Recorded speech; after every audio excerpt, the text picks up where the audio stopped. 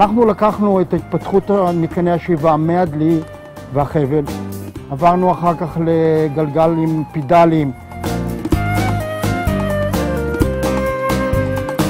יש לי גן עובר, יש לי בעלי בית תלוי לי, בידי שבת במחמדי, מים זקים. עברנו לקילון עם האבן מאחור, שעוזר לנו להרים את הדלי.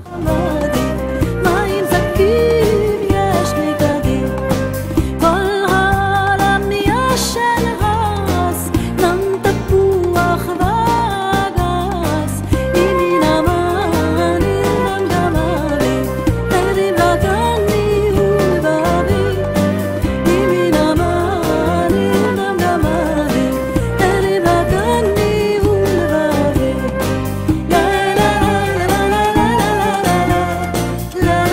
אמת המים נבנתה בשנת 1815 על ידי הטורקים שמשלו את זה בארץ. המושל שבנה את זה היה סולימאן פחם.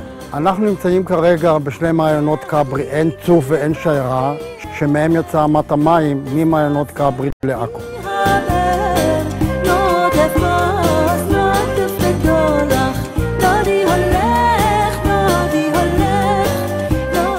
לא, שמת את זה בסדר. לאבן הזו אני קורא בעברית, אני קורא רשם, המילה ראש. היא האבן למעשה שמחזיקה את כל ונועלת את כל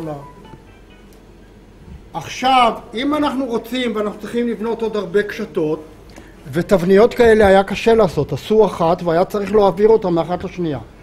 מה שמך בעברית? עידן. עידן, תוציא. לאט לאט, התבנית.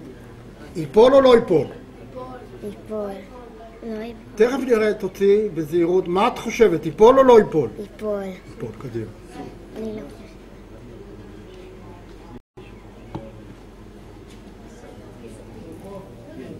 יו!